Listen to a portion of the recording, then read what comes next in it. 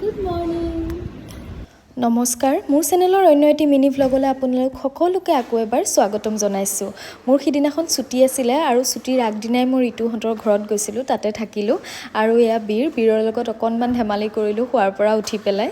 আৰু তাৰপিছত মই ঋতুহঁতৰ ঘৰৰ পৰা ৰাতিপুৱা ঘৰ আহিলোঁ আৰু আহি পেলাই সমস্ত ঘৰৰ কাম বন কৰি ভাত খাইছোঁ 4টা বজাত আৰু তাৰপিছতে মোৰ গোটৰ মিটিং আছিলে তাত গ'লোঁ তাৰপিছত ভাবিলোঁ যে গৰমটো বহুত বেছি পৰিছে গতিকে দিনতটো ওলাই যোৱা নহ'ল সন্ধিয়া এপাক ফুৰিবলৈ যাওঁ তাৰপিছত টাউন গ'লোঁ এয়া দেখিছেনে ঘামি জামি একেবাৰে অৱস্থা নাই তাৰপিছত মই কাপোৰ কেইযোৰমান ল'লোঁ আৰু এড্ৰিনাতে দি আছিলে কমতে আপোনালোকেও যদি বিচাৰে যাব পাৰে তাৰপিছত আমি সোমালোঁ লেক হাউচত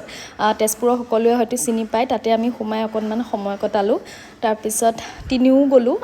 ঋতু মই আৰু মোৰ ভণ্টিজনী মুনু তাৰপিছত আমি তাতে অকণমান সময় সন্ধিয়াৰ সময়কণ তাতে পাৰ কৰিলোঁ বিৰাটেই ভাল লাগিলে আপোনালোকেও যাব বৰ ধুনীয়া পৰিৱেশ